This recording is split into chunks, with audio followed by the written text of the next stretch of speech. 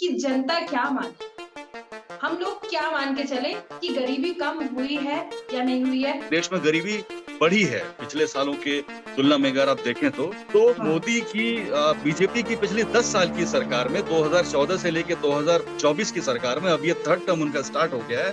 25 से हाँ। 30 करोड़ लोग गरीबी रेखा के नीचे चले गए।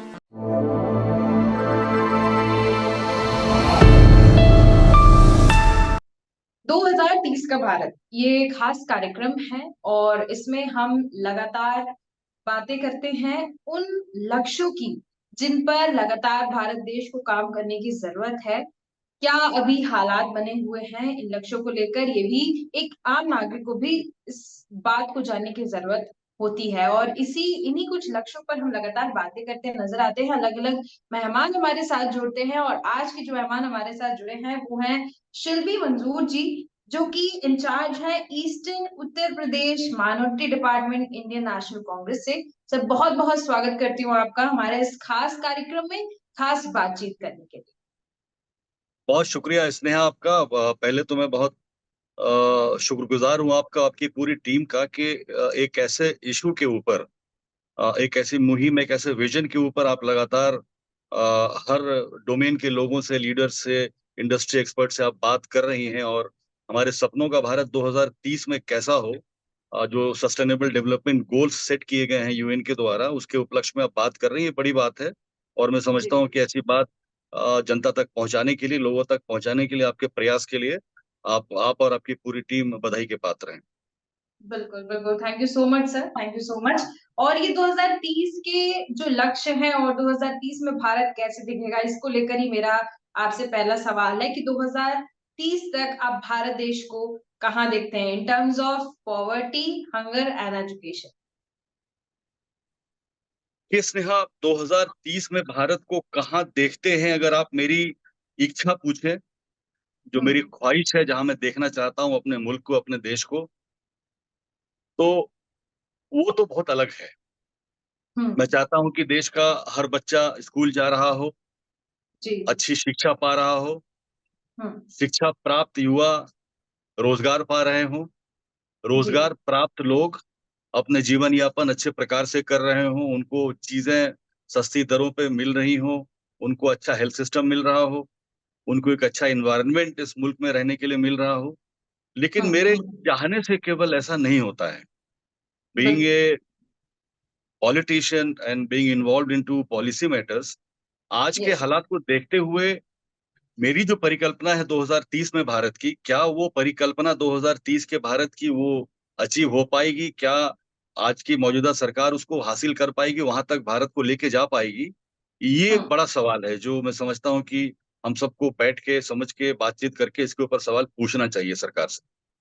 बिल्कुल, बिल्कुल आपने सही कहा। हालाँकि आपने खुद देखा होगा कि अगर हम किसी भी डिपार्टमेंट की बात करें, स्पेशली अगर हम देखें कि जो ब्रॉडकास्टिंग डिपार्टमेंट्स हैं, जहाँ से लोगों को कन्वे किया जाता है मैसेज कि भारत देश को लक्ष्य मिले हुए हैं, अभी तक रीजनल जो लोग हैं यानी लोकल लोग की बात करूँ मैं, जो ज़्यादा एजुकेटेड नहीं है या फिर जो एजुकेटेड भी हैं, ज़्यादा पॉलिटिक्स में इन्वॉल्व नहीं है, उनको ये भी नहीं पता है कि 2030 तक भारत को कुछ लक्ष्य मिले हुए हैं और उनको हासिल करने हैं। यानी कि कुल मिलाकर इंडिया में या भारत देश में ये देखें तो अगर हम अवेयरनेस की बात करें तो बिल्कुल भी अवेयरनेस नहीं है इन चीजों को लेकर कि भारत देश को कुछ लक्ष्य मिले हुए हैं, उनको भी हासिल करना है। चलिए, इसी के साथ मैं आगे बढ़ती हूँ और अगला सवाल मेरा ये है कि गरीबी की अगर हम बात करें, तो देखिए गरीबी के बारे में कहा तो ऐसा ही जाता है, रूलिंग पार्टी कह रही है कि गरीबी कम हुई है। और मेरा हर इंटरव्यू में ये सवाल रहता है कि कहा तो जा रहा है गरीबी कम हुई है और मुझे वहां से रिवर्ट यही मिलता है कि गरीबी कम हुई है तो राशन क्यों बांटा जा रहा है, राशन इतने लोगों को क्यों बांटा जा रहा है। अब मेरा यहाँ पे ये सवाल है कि गरीबी कम हुई है, कह रहे हैं रूलिंग पार्टी कह रही है गरीबी कम हुई है, ऑपोजिशन से हमें ये सुनने को मिलता है कि गरीबी अगर कम हुई है तो राशन क्यों बांटा जा रहा है। लेकिन मेरा सवाल ये है कि जनता क्या माने, हम लोग क्या मान के चले कि गरीबी कम हुई है या नहीं हुई है, या फिर ये ऑपोजिशन पार्टी और रूलिंग पार्टी आपस में ही गेम खेल लेते हैं और क्या जनता जो है वो यहाँ पर बेवकूफ बनती नजर आती है? नहीं, इसने आपने बिल्कुल ठीक कहा। पहले तो मैं आपकी बात को सेकंड करता हूँ कि सूचना और प्रसारण मंत्रालय को जिस तरह से इस 2030 के लक्ष्य के जो भारत को दिया गया है, जी सस्टेनेबल डेवलपमेंट गोल्स को, एसडीजी को लेकर के वो लोगों तक पहुंचाने की जरूरत है, उसमें वो अपर्याप्त नजर आते हैं। और मैं जी। समझता हूँ कि वो सूचना पहुंचाने से ज्यादा जरूरी इस बात की विवेचना करना है कि सरकार ने 2030 के जो लक्ष्यों की प्राप्ति के लिए क्या तैयारियां की हैं, और अभी तक हम केवल 5-6 साल और रह गए हैं 2030 में पहुंचने में, प्रवेश करने में। उस गोल के बिल्कुल। कितना करीब हम लोग पहुंचे हैं, ये समझने की बात है, और उसके ऊपर चर्चा होनी चाहिए, वृहद चर्चा होनी चाहिए। दूसरी बात हम्म। ये आप कह रही थी अभी कि ये जो आरोप प्रत्यारोप का खेल पक्ष और विपक्ष के बीच में चल रहा है, गरीबी के ऊपर सरकार हम्म। ये दावे करती है कि आज के इस भारत में गरीबी कम की गई है। और हम्म। अपोजिशन, हमारी पार्टी या दूसरी अपोजिशन पार्टियां या जितनी भी सिविल सोसाइटीज हैं जो जी। देश का भला चाहती हैं, देश के नागरिकों का भला चाहती हैं, वो लगातार ये सरकार से सवाल कर रही हैं, पूछ रही हैं, हम्म। और ये हम्म। मुद्दा उठाती रही हैं कि देश में गरीबी बढ़ी है पिछले सालों के तुलना में, अगर आप देखें तो। अब मैं, जी। आप आरोप प्रत्यारोप की बात छोड़ दीजिए, मैं डेटा के हम्म। ऊपर आता हूँ, डेटा के बेस पे बात करता हूँ आपसे। तो एक तो इस सरकार ने डेटा पब्लिश करना बंद कर दिया है।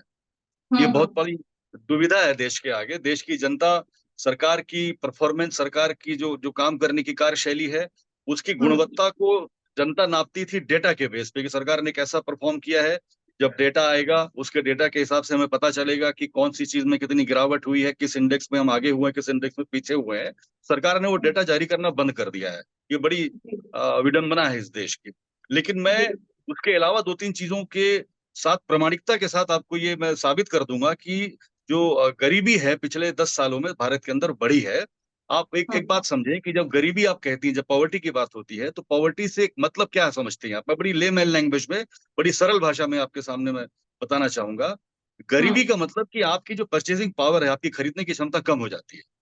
और बिल्कुल। आपकी क्षमता कम होते होते इतनी कम हो जाती है कि आप जो बेसिक नेसेसिटी है, जो आपकी मूलभूत जो जरूरतें हैं आपकी, वो भी पूरा करने के लिए आप सक्षम नहीं रहते हैं। तो आपको कहा जाता करेक्ट। है बिलो पॉवर्टी लाइन हो गए। तो अब आप हम्म। एक बात समझें कि पिछले 10 सालों में जब महंगाई 4 गुना बढ़ गई है, एक हम्म। व्यक्ति जो 10 साल पहले 100 रुपए कमाता था, और सौ हम्म। रुपए में डेली के कमाई पे अपने घर का सारे सदस्यों का भरण पोषण करता था, उस जी। व्यक्ति की 100 रुपए की खरीदने की क्षमता आज के समय में 20, 30, 40 रुपए की हो गई है। बिल्कुल। परंतु उस अनुपात में उसकी आमदनी नहीं बढ़ी है। बिल्कुल। आमदनी नहीं बढ़ी है। दूसरा, रोजगार के अवसर नहीं आए। हम्म। पर्याप्त रोजगार के अवसर, इसमें तो आप मुझसे एग्री करेंगी कि पिछले बिल्कुल। 10 सालों बिल्कुल। में जिस प्रकार से बेरोजगारी बढ़ी है, जितने भी करेक्ट। इंटरनेशनल डेटा सर्वे हैं, लोकल एजेंसीज के सर्वे उठा के देख लीजिए, इस समय भारत के अंदर बेरोजगारी दर सबसे अधिक है, ऐतिहासिक रूप से ज्यादा है। इतनी बेरोजगारी दर सन 50 में भी भारत में नहीं थी, जब हम फौरन हम्म। आजाद हुए थे। उससे ज्यादा युवा हम्म। इस समय में बेरोजगार बैठे हुए हैं। तो जब बेरोजगार बिल्कुल। है तो उसका मतलब उनके पास कमाई का कोई साधन नहीं है, यानी करेक्ट। वो गरीब हो गए। उनके हम्म। परिवार में कोई सदस्य कमाने वाला था, तो उसकी कमाई से परचेजिंग पावर जो 10 साल पहले थी वो कम हो गई है, तो वो करेक्ट। गरीब हो गए। तो हम्म। पॉवर्टी एलिविएट करने की जो बात ये सरकार कर रही है, दावे कर रही है, झूठे वादे हैं। कोविड के दौरान आपने देखा, ये सरकारी आंकड़ा है, एजेंसियों ने जारी किया कि 6 से 7 करोड़ लोगों का रोजगार चला गया, बेरोजगार हो गए वो लोग। करेक्ट। उसके बाद क्या सरकार ने कोविड के बाद से इस प्रकार के कोई काम किया, कोई निर्णय लिए जिससे बड़े स्तर पे रोजगार उत्पन्न किया जाए? नहीं लिए। तो वो लोग जो बेरोजगार हुए थे वो कहाँ गए? वो हम्म। गरीब होते चले गए। कांग्रेस के हम्म। शासन में यूपीए 1 और यूपीए 2 में अच्छी उदार जो फिनांस की नीतियां थी, उसके जी। माध्यम से 20 करोड़ लोगों को गरीबी रेखा से निकाल के ऊपर लाया गया था, मध्यम वर्गीय बनाया गया था। आज की स्थिति अगर आप करें, उसका जी। आकलन करें, अलग अलग सोर्सेस के डाटा को आप देखें, तो हम्म। मोदी की, बीजेपी की पिछली 10 साल की सरकार में, 2014 से लेके 2024 की सरकार में, अब ये थर्ड टर्म उनका स्टार्ट हो गया है, 25 से हम्म। 30 करोड़ लोग गरीबी रेखा के नीचे चले गए। हम्म। तो ये तो इसका आकलन आप स्वयं करें तो आपको समझ में आएगा कि गरीबी पिछले 10 सालों की तुलना में आज ज्यादा बढ़ी हुई है। इसमें तो बिल्कुल। बहस का कोई बिल्कुल। मुद्दा ही नहीं बनता है। सरकार इस पे खुद को डिफेंड करना बंद करके सीरियस इश्यूज के ऊपर, एम्प्लॉयमेंट जनरेशन के ऊपर, पॉवर्टी एलिमिनेशन के ऊपर काम करे, और सीरियस काम करने की जरूरत है अगर हम ठीक है। 2030 के लक्ष्य को प्राप्त करना चाहते हैं तो। बिल्कुल, बिल्कुल। 2030 तक की हम कल्पना तो कर रहे हैं, लेकिन हालात इतने बुरे हैं कि ये सोच पाना कि 2030 तक सारे लक्ष्य प्राप्त हो जाएं, ये बहुत ही मुश्किल है। ये संभव सारे नहीं क्या, दिखता, और इसका मुझे दुख है। बिल्कुल बिल्कुल, हर एक भारत के नागरिक को इसका दुख होगा, क्योंकि कुछ लोगों को तो पता भी नहीं है कि ये लक्ष्य है, और जिनको पता है वो जान के काफी ज्यादा दुखी होंगे, क्योंकि नहीं लगता है ऐसा कि हाँ, अगर लोग अपने आप में, क्योंकि लोगों को भी तो बरगलाया जा रहा है। अगर हम ये देखें, जब चुनाव की बारी आती है तो लोगों को भी बरगलाने का काम किया जाता है, लोग भी भटक जाते हैं और वो भी गलत डिसीजन लेते हुए नजर आते हैं। चलिए, मेरा ये कुछ ज्यादा ही राजनीतिक उसमें मैं नहीं एंटर नहीं, हो गई आपने थी मैं। चूंकि इस पहलू को छेड़ा है तो मैं चाहता हूं कि 2 मिनट मेरी बात इस पर सुन ली जाए। आपने एक जी, मौका दिया एक राजनीतिक व्यक्ति को राजनीति के ऊपर बात करने का, तो मैं मौका छोड़ना नहीं चाहता हूं। देश की, देखिए, बताइए। भारतवर्ष की जनता बाय एंड लार्ज, मैं पूरे देश में घुमा हूँ, अलग प्रदेशों में जाता हूँ, चुनावों को लेके, संगठन के कार्य को लेके। खुद जी। बिहार से हूँ, उत्तर प्रदेश ईस्टर्न की जिम्मेदारी है। कुछ समय दिल्ली में हम्म। बीतता है, कुछ बिहार में, विभिन्न प्रदेशों में जाता हूँ, और जो मैंने बाय एंड लार्ज देखा है, हमारे देश जी। के नागरिक बड़े भोले भाले हैं, करेक्ट। सीधे हैं, सरल स्वभाव के हैं, आसानी से किसी भी बात में आ जाते हैं। तो ऐसे में हम्म। जिम्मेदारी सरकार की बनती थी कि उनको धार्मिक उन्माद से दूर रखें, उनके समक्ष वही प्रस्तुत करें जो देश के विकास के मुद्दे हो, जो देश के करेक्ट। विकास की ओर ले जाने वाली रूपरेखा पे बात होनी चाहिए। लेकिन पिछले 10 साल में मंदिर, मस्जिद, लव जिहाद और गो हत्या और इन सब चीजों से बाहर निकल ही नहीं पाए। कपड़ों से देख के पहचान लेने की बात, मतलब इस स्तर पे अगर बात होगी, देश के प्रधानमंत्री स्तर पे बात करेंगे, तो जनता तो भोली भाली है, सीधी है, सरल है, वो तो डाइवर्ट हुई जाती है, भटक जाती है। चुनाव के समय भी प्रयास करते हैं वो कॉमनलाइज करने का, तो बिल्कुल मुद्दों पे राजनीति हो नहीं पाती है और ये माहौल खराब होता है।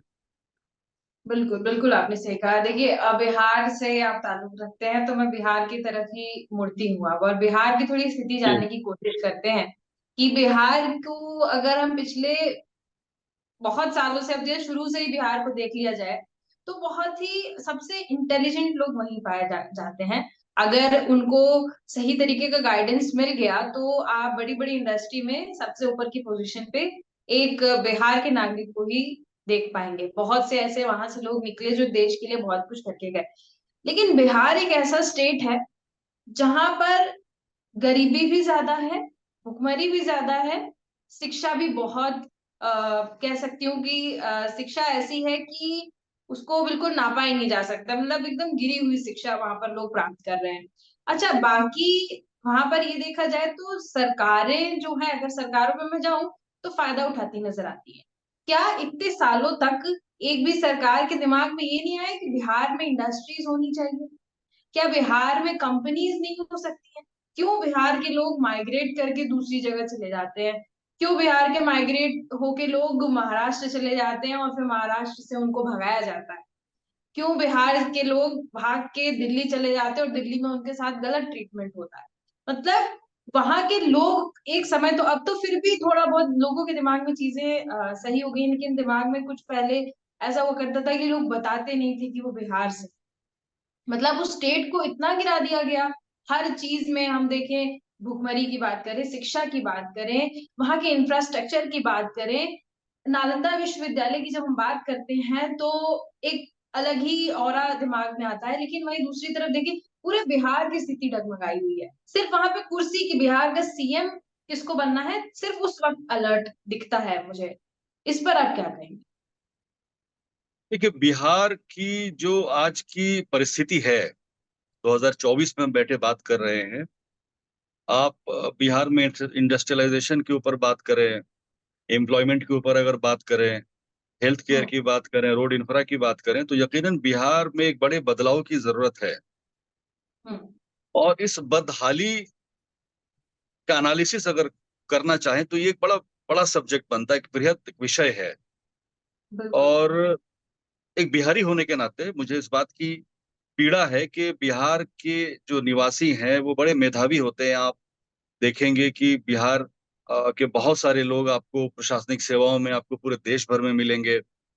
बिहार के बिल्कुल। मेधावी जो लोग हैं, मेहनत करने वाले लोग हैं, वो देश के कोने कोने में जाके या तो अपने खून पसीना बहा करके अपनी मेहनत से अपना पेट पाल रहे हैं, या अपनी मेधा का इस्तेमाल करके, अपनी बुद्धि का इस्तेमाल करके देश के विभिन्न राज्यों में जाके वहां सेवाएं दे रहे हैं।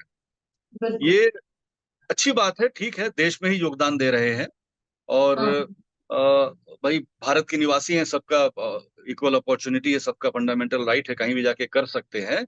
लेकिन बिल्कुल। इसमें बड़ा मुद्दा ये देखने वाला है कि अगर वो टैलेंट बिहार के अंदर ही रहता, बिहार के अंदर करेक्ट। अगर उनको इतनी अपॉर्चुनिटी दी जाती कि यहीं रहें, यहीं फ्लरिश करें, तरक्की करें और समाज के विकास में योगदान करें, तो बिहार का जो स्थिति आज आप देख रही हैं, शायद बिहार ऐसी स्थिति में नहीं होता। इसमें मैं आपको बिल्कुल। बिहार में 30-40 साल पहले लेके चलता हूँ। 30-40 साल पहले के बिहार में पोस्ट हम्म इंडिपेंडेंस 1947 के बाद से लेके मिड 80s तक का बिहार आप उठा के देखें, जब वो कांग्रेस शासित था। हम्म। केंद्र में कांग्रेस की सरकार थी, बिहार में कांग्रेस की सरकार थी। तो हम्म बिहार की स्थिति जो आज आप देख रही हैं, इसके विपरीत थी। हम्म सबसे अधिक इंडस्ट्रियलाइजेशन बिहार में हो रहा था।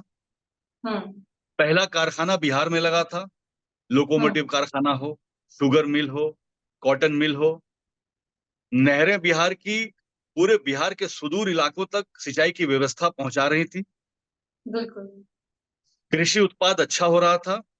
हम्म शैक्षणिक संस्थान तरक्की कर रहे थे, यूनिवर्सिटियां खुल रही थी।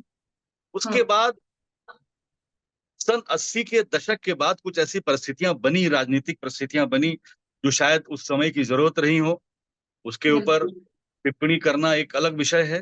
परिस्थितियां ऐसी हम्म बनी कि बिहार सामाजिक न्याय की लड़ाई में अग्रणी भूमिका में दिखा। पूरे हम्म देश में बिहार ने एक मॉडल प्रस्तुत किया, किस प्रकार से सामाजिक न्याय स्थापित की जा सकती है, और समाज में जो पिछड़ा वर्ग है उसको भी अधिकार दिया जा सकता है। वो मॉडल बिहार ने पेश किया, पर कहीं इस मॉडल को पेश करने की दौड़ में बिहार विकास की दौड़ में पीछे छूट गया। और मैं समझता हूँ बिल्कुल। कि ये सही समय है। बिहार में सामाजिक न्याय या का बिगुल फूक चुका है, स्थापित हो चुका है पूरी तरह से। तो अब मैं समझता हूँ कि बिहार में जो भी गवर्नमेंट आती है या हमारे जैसे जो युवा लोग हैं जो पॉलिटिक्स में काम कर रहे हैं, मिल करके मजबूती के साथ बिहार को अगर सशक्त बनाने के लिए फिर से प्रयास करें, तो कोई बहुत बड़ी बात नहीं है कि बिहार फिर से अपने स्वर्णिम दौर में अगले 10 साल में भी आ सकता है। 10 साल से कम समय में भी बिहार को अपने 30-40 साल पहले के स्वर्णिम परिस्थिति में लाया जा सकता है। संभावनाओं की वहां कोई कमी नहीं है। बिल्कुल, बिल्कुल। आपने जो पहले की बात कही कि कांग्रेस की जब सरकार हुआ करती तब बिहार की स्थिति अच्छी थी। तो मैं ये जानना चाहती हूँ अचानक से वहाँ के लोग पलट क्यों गए? मतलब कांग्रेस अगर बहुत अच्छी तरीके से वहाँ काम कर रही थी, तो नेक्स्ट अगर हम देखें तो लोगों में इतना बदलाव कैसे आ गया दूसरी पार्टी को चुनने का? देखिए, एक बड़ी चर्चा का विषय है, इस पे बृहद चर्चा घंटों हो सकती है। हुँ, और मैंने आपको बताया कि इस पे हम लोग अलग से भी बात कर सकते हैं। उस समय बिहार की ऐसी जरूरत महसूस हुई होगी बिहार के निवासियों को। हुँ, उन्हें लगा हुँ, हो कि इस पर सामाजिक व्यवस्था में परिवर्तन की आवश्यकता ज्यादा है। अपनी हुँ, राजनीतिक शक्ति, अपनी राजनीतिक सामर्थ्य इस ओर लगाया हुँ, जाए। तो लोग उस बिल्कुल। ओर प्रयासरत हो गए। राजनीतिक एक परिवर्तन आया बिहार के अंदर। जी, जी। उस पे टिप्पणी बिल्कुल, करना, उस पे चर्चा करना एक लंबा विषय हो जाएगा। लेकिन ये है कि बिल्कुल। संभावनाओं की बिहार में कहीं कोई कमी नहीं है। थोड़ी सी हुँ। विजडम, थोड़ा सा विल पावर, थोड़ी सी स्ट्रेटेजिक प्लानिंग, बिहार 10 साल के अंदर देश के अग्रणी राज्यों में खड़ा हो सकता है। बिल्कुल, बिल्कुल। एक सवाल मेरा बार-बार आ रहा है दिमाग में कि यहाँ पर जब हम पॉलिटिकल पार्टीज़ की बात करते हैं, तो पार्टी ये नहीं कर रही है, वो नहीं कर रही है, अलग-अलग ऑपोज़िशन को देखें या रूलिंग पार्टी को देखें, उनकी बात आती है। लेकिन भारत देश के एक आम नागरिक की क्या भूमिका बनती है इन लक्ष्यों को लेकर कि एक-एक नागरिक कैसा कॉन्ट्रिब्यूशन कर सकता है कि हो सकता है उनके इतने अलर्टनेस से सरकारें जाग जाएँ और ये लक्ष्य जो हैं वो सही टाइम पर अचीव हो पाएँ। आपने सवाल भी किया और जवाब भी खुद दे दिया। मैं नहीं धन्यवाद मैं ये कहता हूँ जानना इसके लिए। चाह देखिए, अलर्ट देश के अलर्ट तो देखिए, अलर्ट तो आम नागरिक कहता है नहीं हम बहुत अलर्ट हैं, एक वोट देने से ही लोग कहते हैं नहीं हम तो बहुत पॉलिटिकली अपडेटेड है, लेकिन वास्तविक स्थिति उनको नहीं पता होती है। खुद उनको इतना एजुकेशन दिया जाए कि वो समझ पाएँ कि एग्ज़ैक्टली क्या हो रहा है और हमको आगे क्या करना है और सरकार से हम एक आजकल तो सोशल मीडिया के ज़माने में एक आम नागरिक सरकार से आसानी से सवाल पूछ सकता है। ट्विटर एक बिल्कुल, इतना अच्छा प्लेटफ़ॉर्म है कि अगर हम एक सवाल पूछें, तो आसानी से गवर्नमेंट को उसका जवाब देना बिल्कुल। ही पड़ेगा, नहीं तो आने वाले आपको उसमें आपको हमारी कांग्रेस की सरकार ने आरटीआई दिया है, राइट टू इन्फॉर्मेशन। आप लिखिए आरटीआई की चिट्ठी, किसी को बड़े-बड़े अधिकारी की हुँ, जवाबदेही बनती है, उनको जवाब देना पड़ता है। हालाँकि इस मौजूदा सरकार ने आरटीआई के बहुत सारे प्रोविजंस को भी लिक्विडेट कर दिया है, कमज़ोर कर दिया है। लेकिन हुँ, फिर भी हुँ, आपके हाथ में एक ताकत है। सवाल आपका बहुत बिल्कुल। अच्छा है। इस पे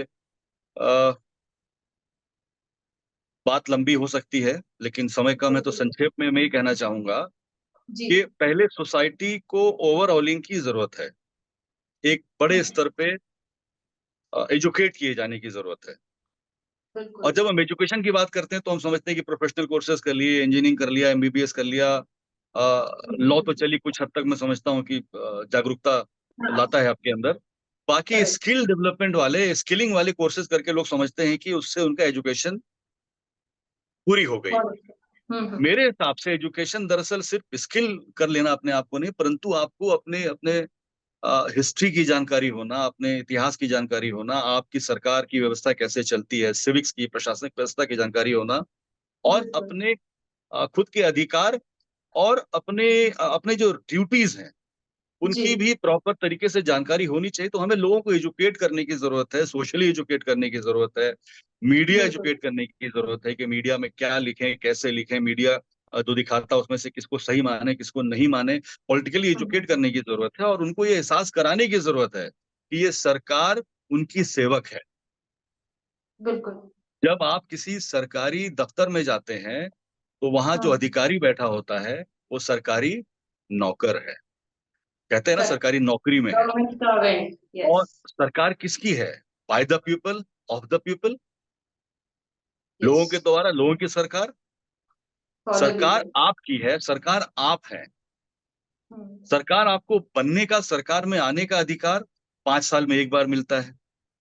जी। बिल्कुल। अपनी खुद की जिम्मेदारी को समझें, हाँ। ऐसे प्रतिनिधियों को चुनें।